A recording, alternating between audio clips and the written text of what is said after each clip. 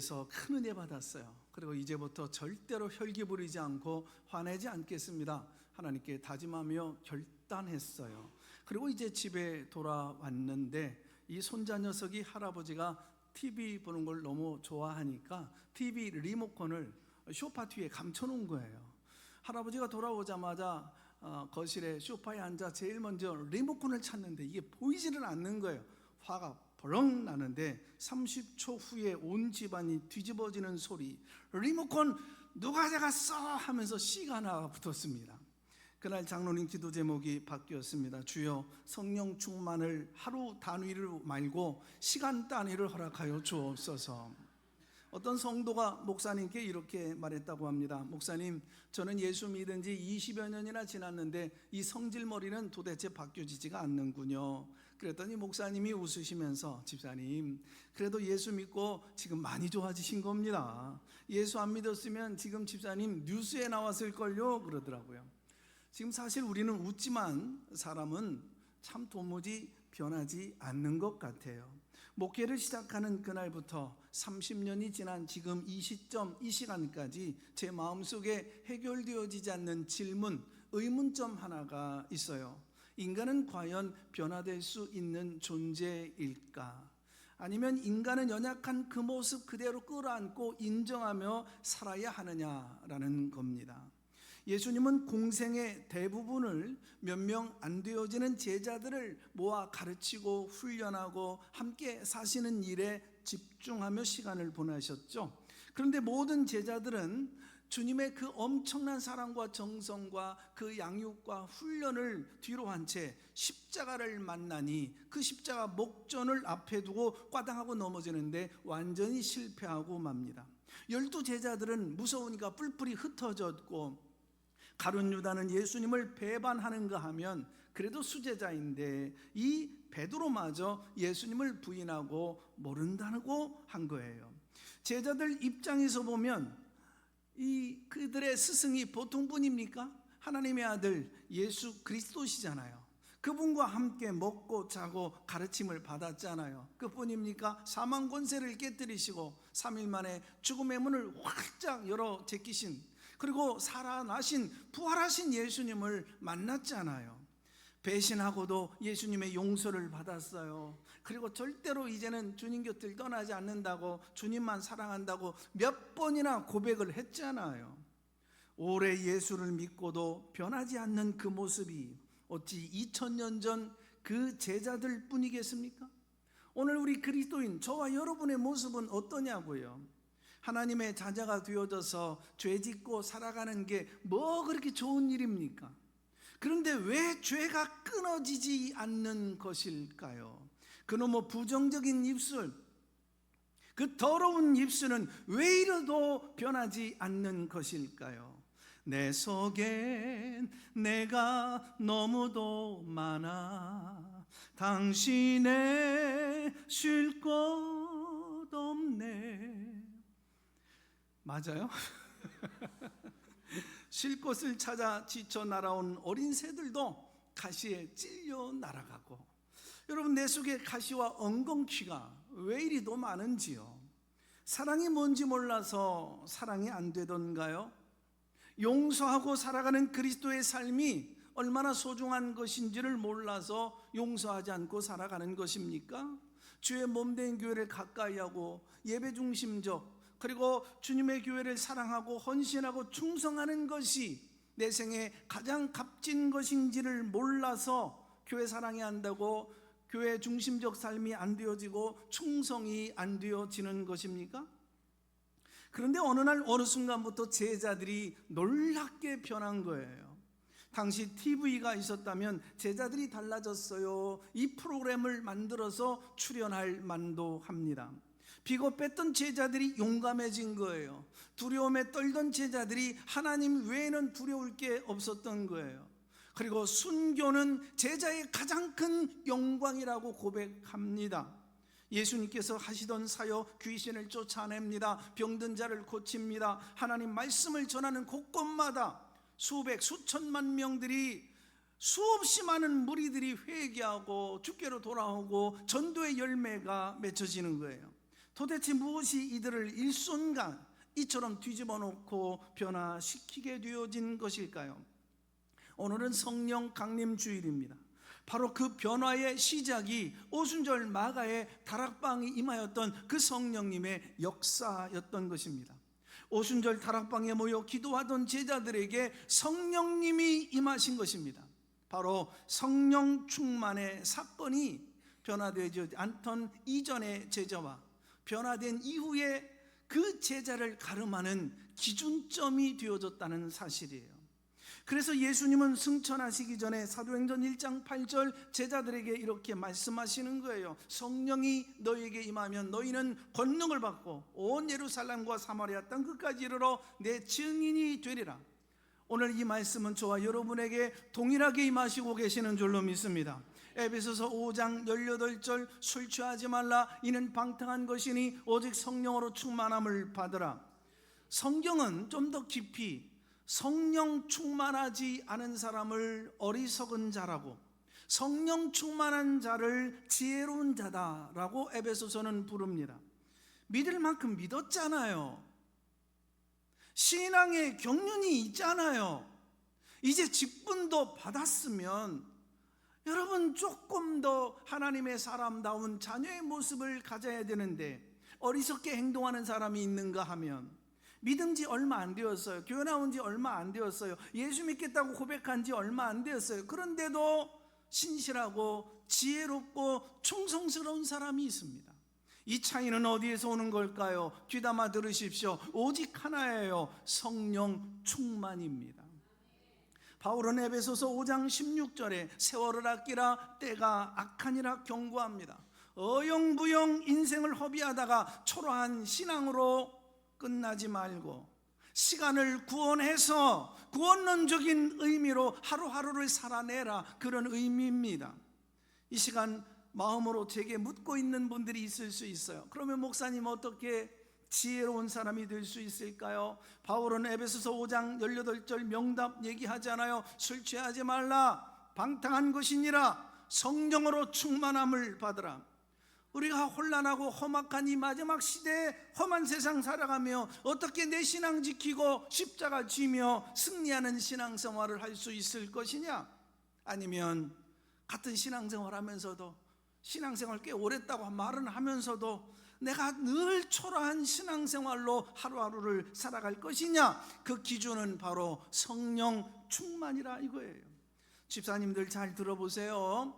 사도행전 6장 3절과 5절 집사의 자격을 얘기합니다. 집사의 품격을 얘기해요. 그것이 뭐냐? 그 기준은 성령 충만이었어요. 오늘 예수님 만나보고 싶으시죠? 여러분 예수님 보고 싶으시죠? 아멘이십니까?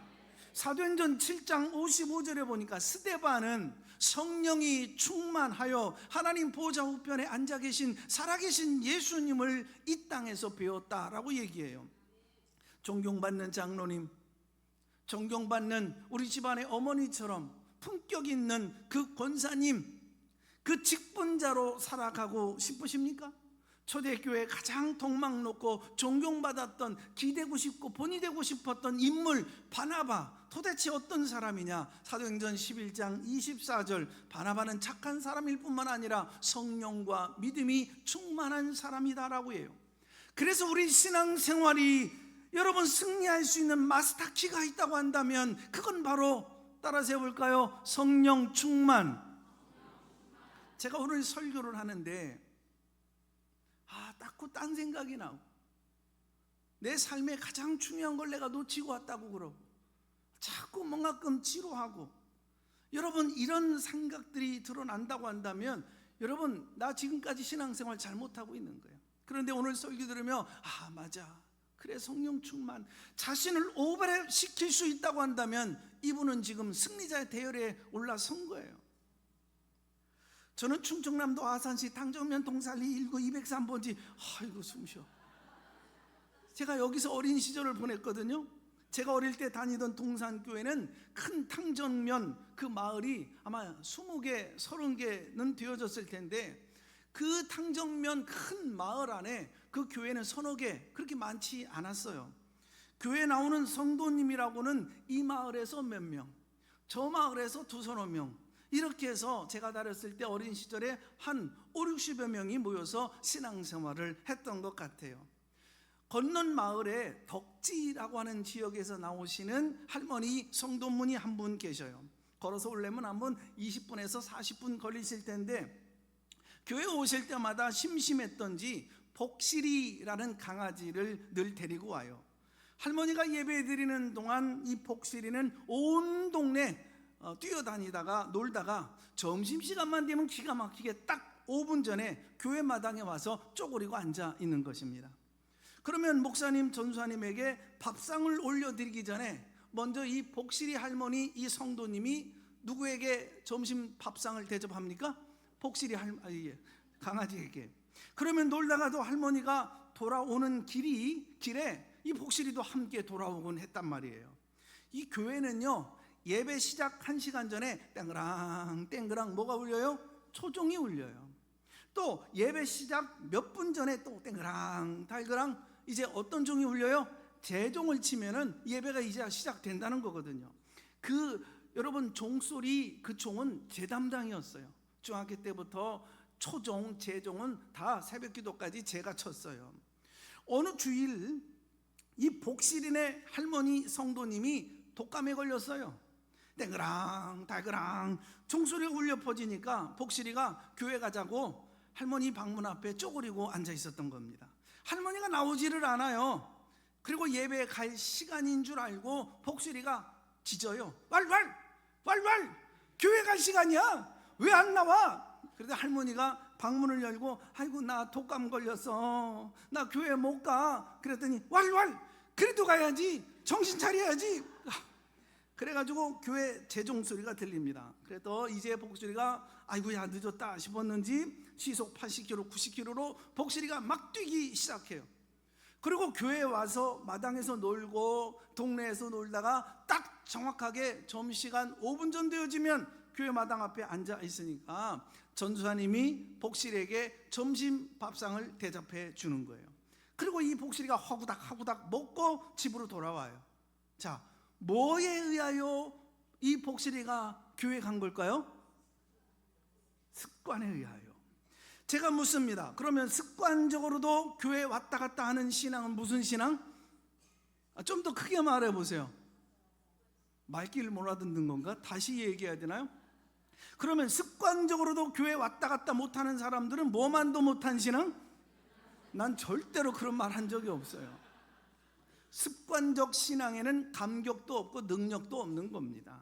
왜 그런 걸까요? 성령의 도움 없이도 얼마든지 종교 생활, 종교인으로서는 가능하기 때문에 그래요. 예배 드릴 수 있어요, 교회 다닐 수 있어요, 찬양할 수 있어요, 봉사할 수 있어요, 직분도 맡을 수 있어요. 그러나 성령이 역사하지 아니하면 그 심령은 메마르는 거예요. 오늘의 신앙에 위기가 있다면 성령을 모르는 신앙인들이 많다는 거예요. 성령이 안 도와줘도 교회를 다니는 사람들, 성령이 안 도와줘도 오늘 살아내겠다고 하는 사람들, 여러분 사업하겠다고 하는 사람들, 하나님 앞에 쓰임받겠다고 하는 사람들, 이런 종교인들이 허다해요. 빌 존슨이라고 하는 사람이 쓴 하늘이 땅을 침노할 때라는 책을 보면 현대인들의 신앙의 위기를 성령을 모르는 신앙인들, 종교인들이 늘어나고 있는 것이 지금 교회의 위기다라고 지적을 했어요. 기독교 역사는 평범한 사람들이 성령받아 충만하여 비범한 역사를 만들어간 이야기예요. 그러니까 너도 나도 연약한 사람들이 이적과 기적과 표적을 행하며 능력 있는 교회 성도로 섬기고 살아갈 수 있었던 그 기준은 바로 성령 충만이었던 거예요. 난 놓고 기억자도 모르고 공차면서도 영자도 모르고 지게지고 A자를 몰라도 오늘날 성령 충만하면 영적인 사역에 있어서 능력 있는 그리스도인으로 하나님 앞에 쓰임받게 되어지며 살아가게 되어질 줄로 믿습니다. 삼손이 살아가고 있었던 이때 시대는 사사시대 중에서도 가장 악한 시대예요. 앞으로 6월 행사가 시작되어질 때부터 사사기 강해로 한 3개월 진행하게 되어질 텐데, 많은 사사가 있었지만요, 가장 힘센 사사가 바로 삼손이에요. 호련단신으로 나귀 턱뼈 하나로 1,000명의 군사를 물리쳤어요. 그런데 이렇게 능력 있는 대단한 영웅 이 삼손 사사가 그 안에 계신 성령이 떠나니까요, 그렇게 무기력한 사사로 전락해버리고 말잖아요. 사사기 16장 20절로 21절, 하나님이 자기를 떠나신 줄 이 삼손은 깨닫지 못하더라. 얼마나 비극적 기록입니까? 인생 살다가 난공불락의 여리고성 같은 장벽이 여러분의 앞길을 가로막을 때 있습니다. 그때는 어떻게 해야 될까요? 인간의 모든 힘을 내려놓고 자신의 영혼을 거룩하고 깨끗하게 준비하며 더더욱 하나님의 성령을 사모하고 기다리면 여호와의 군대장관 성령께서 임하여 주셔서 도우시고 역사하여 주시는 줄로 믿습니다. 안 되는 일이 되는 줄로 믿습니다. 막혔던 게 뚫려질 줄로 믿습니다. 불가능한 가능하게 되어지는 줄로 믿습니다. 성령의 능력이에요. 부활하신 예수님은 사랑하는 제자들 곁을 떠나가야 하는 시간이에요. 제자들은 이제 흩어져서 교회를 세우고 복음을 전해야 됩니다. 장차 올 그 핍박 앞에 순교의 제물로 드려져야 합니다. 연약한 제자들을 두고 떠나시는 주님의 마음이 안쓰럽고 아마도 간절하셔서 사도행전 1장 4절로 5절에 보니까 너희들 성령 임할 때까지는 아무리 힘들고 어려워도 예루살렘 떠나지 말고 교회 떠나지 말고 너의 기도의 자리를 떠나지 말라. 아버지께서 약속하신 것 성령 충만을 기다리라. 그러면 반드시 너희가 성령으로 세례를 받고 성령으로 충만함을 입게 될 것이다 약속하신 거예요. 세상이 위중할수록, 여러분 역사가 험악할수록, 내가 지고 가는 짐이 무거울수록, 모든 일들이 막혀서 풀려지지 않을수록 우리가 구해야 될 가장 시급한 기도의 제목은 성령으로 충만하는 거예요. 세상 죄악의 파도는 내 가정을, 내 자녀를, 내 믿음을 끊임없이 위협합니다. 하지만 내가 이것을 막아내기에는, 이겨내기에는 너무나도 연약하고 작아요. 내 결단만으로는 결코 이 험악한 세상 죄악과 도전 앞에 이길 수 없어요. 우리가 가슴을 치며 붙잡아야 될 해답은 오직 하나예요. 성령 충만인 줄로 믿습니다. 내 안에 성령이 오셔야지만, 찾아오셔야 되지만, 도우셔야 되지요. 역사하셔야지만 요동치는 세상 한복판에서도 내 가정 지킬 수 있어요. 내 자녀, 내 믿음 끝까지 흔들리지 않고 바로 세울 수 있는 거예요. 아무리 발부둥 쳐도 내 인생의 한계에 갇혀서 무너질 때 하늘의 전능하신 능력을 내 심령에 채우는 것 외에는 이 험악한 세상 속에 대안이 없다고요. 다른 세상적 방법 다 내려놓고 오직 성령님의 그 권능만을 구하며 엎드릴 때 비로소 막힌 삶을 뚫리고 승리하는 기적이 일어날 줄로 믿습니다. 그래서 오늘 이 시간 우리의 기도가 주여 성령을 보내주옵소서, 성령으로 충만케 하여 주시옵소서. 그렇다면 어떻게 해야 그토록 여러분 사모하는 성령의 충만을 받을 수 있을까요? 제가 첫 번째 하면 읽어보는 겁니다. 첫째, 철저한 회개로 내 영혼의 그릇을 깨끗이 비워야 한다. 성령님을 이 시간 내 마음에 모셔드려야 되겠는데, 성령님을 모시는 첫 번째 길은 내 영혼의 그릇을 깨끗하게 비우는 거예요. 내 안에 있는 더러운 그 냄새나는 죄들, 오물들 오늘 깨끗하게 쏟아내 청소를 해야 돼요. 사도행전 2장 38절 말씀하시잖아요. 탁월한 기독교 변증가인 C.S. 루이스는 이렇게 말합니다. 회개의 깊이만큼 성령의 역사가 깊어진다. 회개의 크기만큼 성령이 충만히 임하신다. 회개가 사라진 시대는 성령이 떠나가는 시대다. 그러므로 회개하고 성령의 충만함을 받으라. 죄를 손에 꽉 움켜쥔 죄, 성령의 은사, 능력, 놀라운 기적, 충만을 구할 수 없는 거예요. 많은 성도가 은혜를 사모하지만 정작 내 안에 죄를 버리는 이 회개의 그 고통은 피하려고 그럽니다. 너무나 비우지 않는 그릇에는 아무것도 채울 수 없는 거예요. 더러운 오물이 냄새나는 부패되어진 그 가득 찬 그 심령의 그릇에 어떻게 신비한 하늘의 거룩한 영을 담아낼 수 있단 말입니까? 30초 만에 폭발하는 내 더러운 혈기를 돌아봐야 돼요. 수십 년을 변화도 요동하지 않는, 변하지 않는 그 부정적인 입술, 내 속에서 돋아나 남을 사정없이 찔러대고 있는 시기와 질투와 증오의 가시를 십자가 앞에서 다시 뽑아내야 합니다. 숨겨진 탐욕, 음란, 세상과 양다리 걸치고 있는 영적 간음, 저와 여러분 모두 다 낱낱이 자복해야 합니다. 회개는 단순히 잘못을 뉘우치는 감정의 눈물이 아니에요. 내 고집과 자존심 눈물로 깨뜨리고 부시고 죄의 길에서 완전히 돌아서는 영적 결단입니다. 철저하게 나를 보고 나를 깨뜨리고 부셔야 그 상한 심령 위에 비로소 오늘 성령의 단비가 오는 줄로 믿습니다. 20세기에 일어났던 강력한 성령의 임재 사건, 성령 충만의 사건, 위대한 대부흥의 역사 뒤에 항상 회개의 사건이 있었어요. 1903년에 원산 대부흥이 그랬고, 1907년 이 땅을 뒤흔들었던 평양 대부흥의 사건도 그랬고, 미국의 아주사 거리 대부흥과 영국의 윌지의 대부흥도 역시 모든 거룩한 회개로부터 시작된 거예요.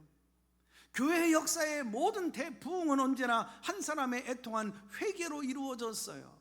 풀리지 않는 문제 있습니까? 죽을 것만 같습니까? 막막한 막바지의 길 앞에 있습니까? 이 문제 풀어지지 않고는 한순간도 살아갈 수 없을 것 같습니까? 여러분, 먼저 하나님 앞에 자복해야 합니다. 하나님 앞에 내 죄를 자복하고 회개하는 것 자체가 이미 성령이 역사하시는 거예요.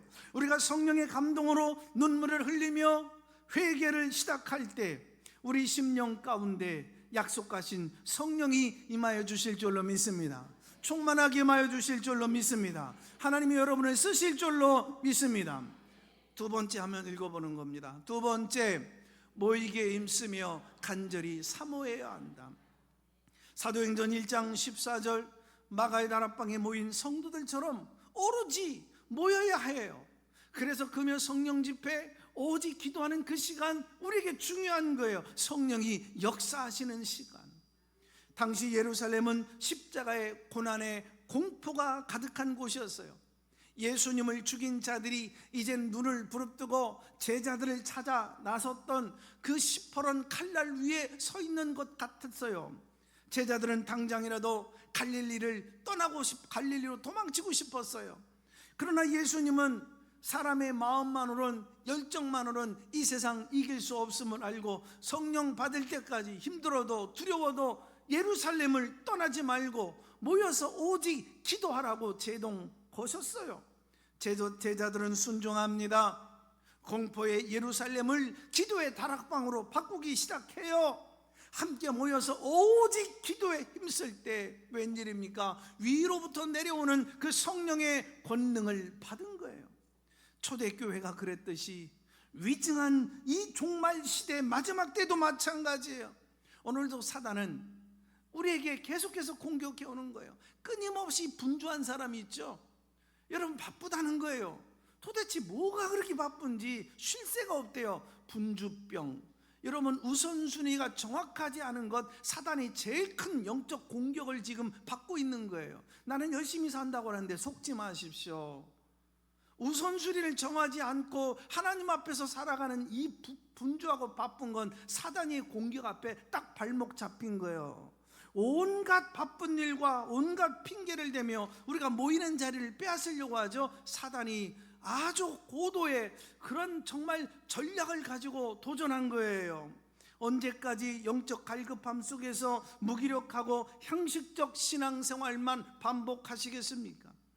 교회를 사랑하는 사람들, 교회를 예배를 사모하는 자들, 그 자리를 끝까지 마지막 시간까지 언제 이 은혜의 물이 통하겠나, 베데스다의 연못에 항상 여러분 눈 뜨고 쳐다보고 있었고 간절히 여러분 기대하고 있었던 자처럼 그 예배 시간마다 언제 은혜의 물이 통하겠나 그 자리를 지키려고 하는 사람들 가운데 성령이 임하여 주실 줄로 믿습니다. 히브리서 10장 25절 성령 충만을 원한다면 마지막 때가 될수록 모이기에 패하는 세상 풍조를 거스리고 모이기에 힘쓰라고 말씀하시잖아요. 누가복음 11장 13절에 하나님 아버지는 구하는 자에게 성령을 누구든지 주신다고 약속하셨어요. 함께 모여 기도의 자리를 사모하며 여러분 사수할 때, 특별히 금요 성령 집회에 성령의 강력한 권능이 여러분의 심령에 임하게 될 줄로 믿습니다. 6월 15일서부터 이 말 한 주간의 특별 새벽 집회에 성령이 강력하게 역사하시는 새벽이 되기를 주의 이름으로 축복합니다. 어떻게 성령 충만 받을 수 있을까요? 세 번째, 마음의 문을 열고 성령님을 적극적으로 환영해야 합니다. 세 번째 비결은 마음의 문을 열어야 돼요. 성령님을 내 삶의 주로 인정해야 돼요. 요즘 젊은이들이 열광하는 팬덤 문화를 보세요. BTS의 팬덤인 아미들이 열광하듯 자기가 좋아하는 가수의 노래가 나오면 밤을 새워서 스트리밍을 합니다. 그 가수가 눈앞에 나타나잖아요. 막 환호를 지르며 눈물을 흘려요. 그들의 온 삶의 관심사가 그 가수를 향해 있기 때문에 그래요. 제가 여러분에게 묻고 싶어요. 진정으로 여러분 성령님의 팬이십니까? 이 정도가 아니면 성령 충만, 그 성령의 기름 부으심, 성령의 임재하심, 그 성령의 터치 쉽지 않아요. 여러분 가슴에 손을 얹고 자문해 봐야 돼요. 우리는 오직 성령님의 팬이 되어 삶의 왕좌를 그분께 내어드려야 돼요. 내 삶을 성령의 통치 아래에 두어야 합니다. 마음의 문을 닫고 있으면 성령님이 일하시거나 역사하실 수 없어요. 인격적이신 성령님은 우리가 거부하시면 일하시지 않아요. 간혹 성도님들 중에 금요 성령 집회에 나오지 못하는 분이 이런 걱정을 하시더라고요. 목사님, 금요 성령 집회에 나와서 성령 충만 받아서 방언으로 기도할까 두려워요 그래요. 너무 열광적이고 유별나게 신앙생활하게 될까 겁나요 그래요. 염려하지 마십시오. 두려워하지 마십시오. 분명히 말씀드리지만 그런 분에게는 절대 성령 충만은 일어나지 않습니다. 걱정 안 하셔도 돼요. 성령님은 인격적이신 분이니까 거부하고 두려워하는 심령엔 억지로 임하시지 않는다고요. 성경은 성령을 거부하는 자들에게 엄히 경고합니다. 성령 회방하지 마라, 성령 거부하지 말아라, 성령 소멸케 하거나 근심케 하지 말아라. 가장 무서운 죄는 성령 회방죄, 성령 거역죄예요. 세상에 어떤 죄도 다 용서받고 사함받을 수 있지만 오직 이 죄만큼은 사함이 없어요. 무슨 뜻일까요? 구원의 복음을 끝까지 거절하는 죄예요. 복음을 전하고 있는데 완고하게 입술을 꽉 굳게 다물고 거기다가 고개까지 흔들어대요. 이것이 바로 성령을 거역하는 순간입니다. 오늘도 성령님은 말씀하십니다. 너 마음의 문을 열어라. 내가 너를 쓰리라. 내가 너를 자녀로 택했다. 너의 이름을 생명책에 내가 기록하리라. 하나님의 음성을 들으면서도 입술을 굳게 닫고 성령을 받아들이지 않는 분들이 계셔요. 구원의 역사를 끝내 거절하는 분이 계셔요. 이것이 바로 성령을 회방하는 죄입니다. 또 데살로니가전서 5장 19절에 예수를 믿고 있는 사람들에게도 경고하셨어요. 우리가 어떻게 여러분 성령을 소멸하지 말라고 그러는데 우리가 어떻게 내 안에 계신 성령님을 쫓아낼 수 있단 말입니까? 한 번 찾아오신 성령님 영원히 떠나지 않으셔요. 한 번 구원을 여러분 받은 성도 결코 취소되지 아니함을 믿으시기를 바랍니다. 자, 그렇다면 성령을 소멸한다는 게 뭘까요? 활활 타오르는 불을 내가 꺼버리듯이 내 안에서 일하시려고 하고 역사하시려고 하고 도우시려고 하는 그 성령님의 그 감동과 세미한 음성을 오늘도 성령께서 말씀하시잖아요. 오늘도 전도자를 통해서 설교자를 통해서 성경을 통해서 하나님의 성령이 이 시간에 운행하고 역사하고 계시는데도 자꾸 내 생각하고 내 삶의 여러 가지 복잡한 것들을 지금 마음에 떠올리고 자꾸 다른 생각하려고 하고 여러분 자꾸 내 생각과 이성으로 고집으로 꺾고 눌려버리고 있잖아요.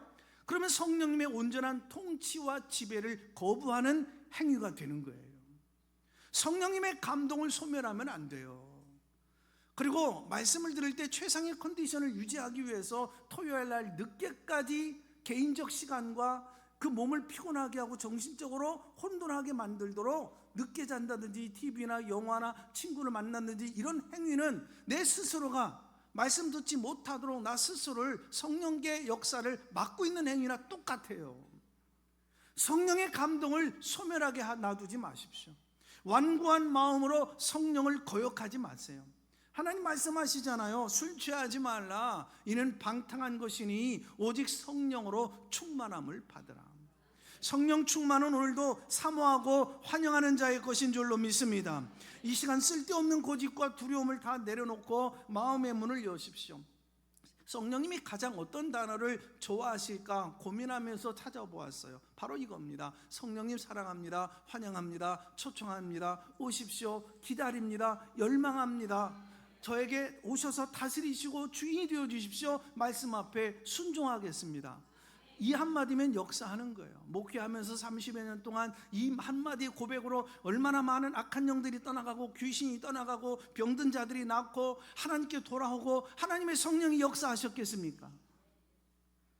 적극적으로 환영하며 그 통치 아래 나를 내어드릴 때 성령의 강력한 권능이 찾아오게 되어지실 줄로 믿으시면 아멘 하시기 바랍니다. 네 번째로 한번 고백할까요? 성령 충만의 결과는 뭘까요? 영혼을 사랑하는 것입니다. 성령이 왜 내 안에 찾아오실까요? 바로 그 십자가의 그 사랑을 우리에게 안겨주시는 거잖아요. 영혼 사랑을 부어주시는 거예요. 그것을 위해서 성령이 오시는 거예요. 그래 내 마음의 변화가 온다고요. 나밖에 모르던 이기적인 마음에 영혼을 향한 하나님의 눈물이 흐르기 시작합니다. 지옥을 향해 걸어가는 남편, 아내, 자식, 이웃들, 저 불쌍한 태신자를 볼 때마다 애끓는 마음이 일어나 불쌍히 여기는 마음이 일어나기 시작한단 말이에요. 언젠가는 돌아오겠지. 언젠가는 누가 돌아오게 합니까? 내 안에 계신 성령님이 영혼 사랑에 불타는 마음을 부어주신다니까요. 이 초자연적인 사랑이 부어지는 것이 바로 성령 충만의 그 첫 번째 결과예요. 그리고 다섯 번째, 성령 충만의 결과로 두 번째는 끝까지 찾아가서 그 영혼 구원하기 위하여 섬기는 겁니다. 그래서 기도의 자리만 머물지 않아요. 성령의 권능을 힘입어서 태신자를 향해 발걸음을 옮기는 거예요. 마음의 변화는 행동의 변화로 이어가는 거예요. 그래서 성령님 의지하여 실천해야 될 구체적 지침 몇 가지 다시 한번 반복해 볼 거예요. 첫째, 아직도 망설이고 있다면 이 자리에서 즉시 성령님이 감동하고 계시잖아요. 태신자 빨리 작정해야 돼요. 늘 우리는 내가 급한 것만 먼저 도와달라고 성령님께 의탁하고 기도하지만 성령님은 먼저 그의 나라와 의를 구하면 이 모든 것 하나님이 더하신다 말씀하거든요. 그래서 굴복해야 돼요. 통치에 여러분 내 생각을 내려놔야 돼요. 먼저 하라 이거예요. 마음속에 조금이라도 그동안 관심을 갖고 있는 사람, 매일 만나는 사람, 우리 교회 자랑할 때 긍정적인 사람이라면 좋아요. 감동하실 때 얼른 적어서 하나님 앞에 강단에 이름을 올리세요. 두 번째, 이름을 불러가며 끊임없이 기도합니다. 작정만 해놓고 묻어두고 있으면 안 돼요. 하나님은 나를 통해서 일하시지 천사를 통해서 일하려고 하는 거 아니에요. 그것 통해서 일하시고 하나님 복을 주시는 거예요. 하나님의 성령이 놀랍게 역사하신다고요. 회복하신다고요. 하나님의 마음이 내게로 다시 역사하신다고요. 모든 예배 시간마다 새벽 기도 때마다 구역 모임과 혼자 기도할 때마다 이름을 불러가며 성령의 역사를 구하십시오. 세 번째로 파이브 생명운동으로 친밀감을 쌓고 감동을 주세요. 전도 입으로 하는 거 아니에요. 입으로 하니까 전도가 안 된 거예요. 영혼 건지는 위대한 일이 쉬운 방법이 아니에요. 전도는 희생 없이 할 수 없어요. 왜냐하면 지옥 갈 영혼, 생명 살리는 일이잖아요. 거부해도 당연한 거예요. 욕과 핍박을 먹는 것 당연한 거예요. 십자가에서 자기 생명을 희생하신 주님 사랑에 감동받은 우리가 영혼 구원을 위해서 뭔들 못하겠습니까? 25세 인디안 선교에 헌신하여 29살 나이에 세상을 떠나던 데이비드 프레이너드, 한 영혼을 주님께 인도할 수 있다면 내가 어디에 있든지 무슨 일을 하든지 어떤 고통 가운데 견디고 있든지 나는 관계치 아니하노라. 목자의 심정. 우리 교회가 펼치고 있는 파이브 생명운동이 뭡니까? 매일 눈물로 기도하는 거예요. 그리고 작정한 태신자 최소한 5번 이상 찾아가서 사랑의 관계를 맺는 겁니다. 이웃이 되어주라 이거예요. 찾아가서 예수 천당 불신지옥 여러분 바로 메시지 전하지 말고 칭찬하고 커피도 대접하고 정성껏 김치도 담가다 주고 부담 없는 작은 선물도 주고 만난 식사도 대접하고 금요일 강사 목사님 말씀한 것처럼 입이 열리면 귀가 열린다, 맞는 얘기잖아요. 남은 기간 끊임없이 사귀면서 그들의 마음의 문을 여러분 감동으로 열어가시기를 주의 이름으로 축복합니다. 네 번째, 예수님과 교회 그리고 목사님을 자랑하십시오. 하나님 안에서 변화되어진 나의 생애, 그 생생한 이야기를 들려주십시오. 목사님을 자랑할 수 없고 교회를 자랑할 수 없는 사람은 전도 안 됩니다. 모든 태신자들에게 긍정적 마인드를 갖지 못한 사람은 절대 전도 못합니다. 누가 그를 믿겠어요? 누가 그를 의지하고 따라오겠어요? 자기 자신도 싫은데 상대방이 부정적인 사람을 누가 쫓아서 따라오겠어요? 복음은 우리가 가지고 있는 이 세상 최고의 선물이에요. 우리가 알고 있는 하나님은 그들에게 나눠줄 수 있는 최고 가치 있는 선물이에요. 5번째, 영적 자신감 가지고 다가가고 절대 포기하지 마세요. 약장사도 진짜처럼 얼마나 핏대로 올려가면서 선포합니까? 여러분, 저들에게 필요한 건 돈도 아니고 명예도 아니에요. 하나님과 예수님이잖아요. 가장 중요한 당당한 복음의 소식을 가지고 있는 여러분, 거절당해도 끝까지 영적 집념과 끈기를 가지고 그를 찾아가십시오. 이것이 바로 성령이 충만하다라고 하는 확실한 증거예요. 6번째, 마음이 무르익었을 때 초청의 잔치를 벌이세요. 6월 14일은 그냥 우리가 적적하고 어려운 세상이니까 우리 초청하는 그런 공연단을 모셔놓고 우리 한번 즐겁게 마음의 여유를 가지자 공감음악회 여는 것 같습니까? 음악은 사람의 마음을 열어주는 하나님께서 주신 공감과 치유의 언어예요. 국내 최고의 팝페라 성악가 가수들과 환상적인 마술이 함께하는 프리사 공감음악회에 그들의 몽땅 가족을 데리고 오세요. 태신자를 초청하세요. 교회 문턱을 밟게 하시라고요. 음악을 통해 주시는 감동과 메시지를 통해서 저들의 마음이 열고 교회가 이렇게 좋은 곳이구나, 하나님의 은혜를 누리게 하고 그들이 힘을 얻어서 21일과 28일 주님 앞에 나오는데 하나의 과정으로 여러분 그들을 인도하는 거예요. 수백 명, 수천 명 와도 좋죠. 우리는 거기에 포커스가 있는 게 아니에요. 초청할 때 아예 너 이제 교회 다녀, 하나님 자녀가 돼야 돼, 교회 등록까지 염두에 두고 담대하게 권하십시오. 그러니까 오는 날 그러니까 등록하는 거예요. 그리고 예배 후에는 만난 식사를 내 손으로 열심히 대접하고 정성껏 섬겨보십시오. 성령이 역사하시는 풍성한 잔치를 여러분 완성하십시오. 끝으로 오직 성령의 권능을 의지하셔야 됩니다. 그 완고한 태신자, 완악한 태신자, 내 힘으로 전도하려고 하니까 힘든 겁니다. 내 말재주로 안 돼요. 내 노력으로 완악한 마음을 변화시키겠다는 건 불가능해요. 여러분, 사람이 안 변하잖아요. 그런데 성령이 역사하시면 변해요. 이게 복음의 비밀이에요. 주님 부인하고 도망쳤던 제자들, 안 변할 것 같은 못난 이들이었지만 저들이 오순절 마가의 다락방에서 성령 받고 나중에는 목숨 걸고 전도하는 권능의 증인이 되잖아요. 내 본성을 깨트리신 성령의 권능이어야 태신자의 완고한 본능까지 깨트리고 부실 수 있는 것입니다. 우리 아가페 교회 지난 19년은 오직 성령이 역사하신 기적의 역사라고 고백해요. 교회가 세워지고 지금까지 온 모든 발자취는 우리의 노력과 능력이 아니라 우리 가운데 파도처럼 역사하시는 성령의 권능 때문이에요. 우리 함께 성령의 놀라운 부흥의 행진을 우리가 소멸하지 말고 멈추지 말자고요. 기도의 자리를 사수하고 아직 믿지 않는 남편, 자식들, 아내들, 이웃들, 여러분 가가옥 정류장 돌아다니면서 절규하며 섬기며 여러분 정말 전도하십시오. 기도의 자리를 사수하고 마음의 문을 활짝 열어 성령님을 적극적으로 환영하십시오. 우리 화면을 보며 함께 기도문으로 고백하고 말씀 마칠 거예요. 다 같이 읽어봅니다. 주여, 우리에게 오직 성령의 충만함을 주시옵소서. 영혼 구원의 권능을 부어 주옵소서. 생명의 열매를 올려드리는 주인공 되시기를, 성령 충만한 은혜가 임하기를 주님의 이름으로 축복합니다. 하나님 아버지, 오늘 주신 말씀을 통해 우리의 완악하고 메마른 심령 깨우쳐 주시니 감사합니다. 절대로 변하지 않는 우리의 본성, 내 힘과 결단으로 내 성질머리 하나 바꾸질 못하고 내 말재주로는 태신자의 마음을 단 1인치도 움직일 수 없음을 고백합니다. 그러나 사람은 변하지 않지만 성령님이 임하시면 변하게 되어질 줄로 믿습니다. 비겁한 제자들 성령 충만하여 위대한 증인이 되었던 것처럼 우리 아가페교회 모든 성도와 목회자 성령의 권능을 부어 주시옵소서. 오직 성령의 충만한 결과로 내 안에 영혼 사랑의 눈물이 흘러들어가게 하여 주옵소서. 5 생명 운동으로 전개해가면서 끈기를 가지고 포기하지 말고 6월 14일 공감음악회와 21일과 28일 잃어버린 영혼들 주께로 인도할 수 있도록 함께 부르짖고 구역 식구들과 함께 기도하고 성령 충만과 영혼 구원을 위하여 몸부림치는 시간들 되도록 축복하여 주시옵소서. 예수님의 이름으로 기도합니다.